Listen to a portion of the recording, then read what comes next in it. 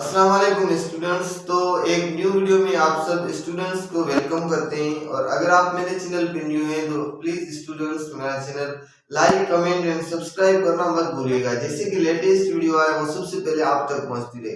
तो इस क्लास में मैं आपको जो सेल का आर्गेनेल है वो पढ़ाऊंगा, जो कि मोस्ट इम्पोर्टेंट आर्गेनेल है, जिससे हमारे पास ब्रेन इम्पोर्टेंट है। ब्रेन के सिवा कोई एक्टिविटी नहीं परफॉर्म कर सकती। और इसी तरह एक न्यूक्लियस में भी एक सेल में भी ऐसा आर्गेनेल है जिसे हम न्यूक्लियस बोलते हैं। तो इस क्लास में मैं आपको न्यूक्लियस समझाऊंगा। तो इस क्लास में हम न्यूक्लियस पढ़ेंगे और न्यूक्लियस को हम दूसरा बोलते हैं न्यूक्लियस और कैरियन। न्यूक्लियस का अगर कोई भी आपसे दूसरा नेम पूछे तो आपने सिंपल बताना है न्यूक्लियस का दूसरा नेम है कैरियन। तो न्यूक्लियस क्या बोलेंगे, ये हमारे पास सेल है, this is our structure of cell. और ये हमारे पास क्या है, दिस इज आवर न्यूक्लियस। ये हमारे पास क्या है, ये हमारे पास न्यूक्लियस है। ये हमने सेल बना दिया है, एनिमल सेल है, ठीक है। तो आप क्या कहेंगे, न्यूक्लियस की ओवल लाइक स्ट्रक्चर होती है। दिस इज आवर, एग होता है ना हमारे पास, एग की तरह इसकी क्या होती है, स्ट्रक्चर होती है। तो इसे हम क्या कहेंगे, this is our oval like structure. ये हमारा क्या होता है, ओवल लाइक स्ट्रक्चर होती है न्यूक्लियस की। और न्यूक्लियस को दूसरा बोलते हैं nucleus, it is an important part. Nucleus को इम्पॉर्टेंट पार्ट बोलते हैं। अब इम्पॉर्टेंट पार्ट क्यों बोलते हैं, इम्पॉर्टेंट पार्ट इसीलिए बोलते हैं क्योंकि it control all the activity of cell, it control all the activity, it control all activity of cell। जो भी सेल में एक्टिविटीज होती हैं वो न्यूक्लियस कंट्रोल करता है। किसे, जिसे हमारे पास ब्रेन होता है, ब्रेन जो भी अगर हमारी बॉडी में स्टिमुलाई होता है, चेंजिंग आती है, तो हमारे ब्रेन के पास मैसेज चला जाता है और फौरन रिस्पॉन्ड करता है ब्रेन। इसी तरह से न्यूक्लियस भी क्या होती है, ब्रेन ऑफ सेल होती है। दूसरा ऐसे आप बोल सकते हो, this is a brain of cell. Nucleus हमारा क्या होता है, सेल का ब्रेन होता है। अब देखिए, ये हमने न्यूक्लियस बना दिए और ये हमारे पास क्या है, this is our cell membrane है, ये हमारी सेल मेम्ब्रेन है। और ये हमारा क्या है, साइटोप्लाज्म है, this is our cytoplasm.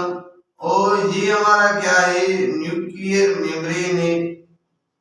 Nuclear membrane को दूसरा बोलते हैं, this is our nuclear membrane. Nuclear membrane का क्या फंक्शन होता है, न्यूक्लियर मेम्ब्रेन जो होती है डबल मेम्ब्रेन होती है। और न्यूक्लियर मेम्ब्रेन का फंक्शन क्या होता है, न्यूक्लियर मेम्ब्रेन साइटोप्लाज्म को सेपरेट करती है, it separates cytoplasm from nucleus. Nucleus और जो न्यूक्लियस के अंदर मटेरियल है उसे सेपरेट करती है, किसके साथ, साइटोप्लाज्म। साइटोप्लाज्म क्या होता है, this is a water flood like substance होता है। तो ये क्या करती है, साइटोप्लाज्म को सेपरेट करती है with nucleus. This is the function of nuclear membrane. और न्यूक्लियर मेम्ब्रेन में क्या होते हैं, पोर्सेस होते हैं, जिसे हम क्या बोलते हैं, जिसे हम बोलते हैं न्यूक्लियर पोर्सेस, या न्यूक्लियर पोर कहते हैं, जिसे हम क्या बोलते हैं, न्यूक्लियर पोर्सेस बोलते हैं। अब ये न्यूक्लियर पोर्सेस क्या होते हैं, न्यूक्लियर पोर्सेस एक किस्म के पोर होते हैं, पोर्सेस होते हैं, जो क्या करते हैं, ट्रांसपोर्टेशन में हेल्प करते हैं, help in the transportation. Transportation कैसे कराते हैं, जो भी मतलब सब्सटेंस को एक्सचेंज करवाते हैं। यहाँ पे इजीली सब्सटेंस फोर्सेस के थ्रू इन हो जाता है और इजीली फोर्सेस के थ्रू आउट हो जाता है।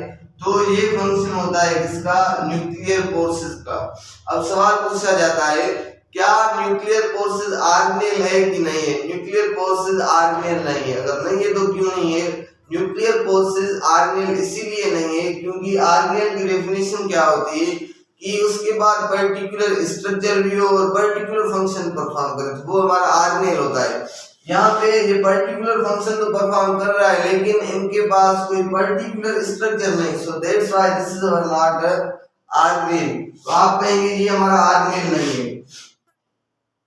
तो दूसरा इसमें क्या होता है, यहाँ पर एक क्रोमेटिन नेटवर्क बना हुआ होता है। दिस इज अवर, ये हमारे पास क्रोमेटिन नेटवर्क है। क्रोमेटिन नेटवर्क क्या होता है, क्रोमेटिन नेटवर्क को दूसरा हम बोलते हैं क्रोमेटिन नेटवर्क और न्यूक्लियर रेटिकुलम। क्रोमेटिन नेटवर्क को दूसरा न्यूक्लियर रेटिकुलम भी बोला जाता है। अब यहाँ पे क्या होती है, यहाँ पे हमारे पास यहाँ पे एक फ्लड मौजूद होती है, जिस फ्लड को हम क्या बोलते हैं, the flood is called nucleoplasm. इसे हम क्या बोलते हैं, न्यूक्लियोप्लाज्म बोलते हैं। अब ये न्यूक्लियोप्लाज्म क्या होता है कि ये जो साइटोप्लाज्म होता है इसे हम बोलते हैं वाटर आउटसाइड द न्यूक्लियस। ये वाटर होता है आउटसाइड द न्यूक्लियस, लेकिन जो न्यूक्लियोप्लाज्म होता है ये हम क्या बोलते हैं, ये फ्लड है और वाटर है, फ्लड इनसाइड न्यूक्लियस। ये फ्लड है इनसाइड द न्यूक्लियस। अब ये जो न्यूक्लियोप्लाज्म होता है इसमें एंजाइम्स भी मौजूद होते हैं और न्यूक्लियोप्लाज्म में रिएक्शंस भी होते हैं, क्योंकि ये फ्लड है इसमें क्या होता है, रिएक्शंस भी होता है, एंजाइम्स भी कंटेन करते हैं और जो रिएक्शंस होते हैं वो भी किस में होते हैं, न्यूक्लियोप्लाज्म में होते हैं। और दूसरा हमारे पास ये जो डार्किंग रीजन है इसे हम बोलते हैं न्यूक्लियोलस। अब ये